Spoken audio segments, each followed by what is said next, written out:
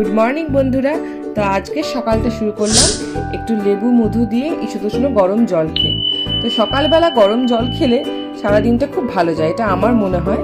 তার কিছুক্ষণ পরে একটা বিস্কুট দিয়ে আমরা চা খেলাম। আমরা দার্জিলিং চা পাতা খেতেই বেশি ভালোবাসি, তো সকালটা আমরা দার্জিলিং চা পাতা খাই, আর বিকেলবেলা মানে সন্ধ্যেবেলার দিকে আমরা গ্রিন টি খাই। যদিও শীতকালে দুবেলায় দার্জিলিং চা খাই।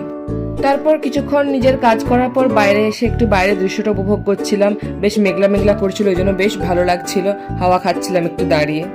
আজকে বিকেলে আমার আর ভাইয়ের একটু বাইরে থেকে খাবার খেতে ইচ্ছে করছিল, তাই একটু এগরোল অর্ডার করেছিলাম। দুজনে একটা করে এগরোল খেলাম, আর তার সঙ্গে দুটো ফিশ ফ্রাইও অর্ডার করেছিলাম। এই দেখো, ফিশ ফ্রাইটা কিন্তু দারুণ খেতে। এখানে একটা নতুন রেস্টুরেন্ট খুলেছে, পুরো পিওর ভেটকি মাছের, দামও কম, দারুণ খেতে ছিল। রাতে মায়ের শরীরটা অতটা ভালো লাগছিল না, তাই কিছু রান্না করতে পারিনি, তাই আমরা সবাই ম্যাগি করে একটু খেয়ে নিলাম। তো চলো, টাটা, বাই বাই। লাইক করে দিও, সাবস্ক্রাইব করে দিও, টাটা।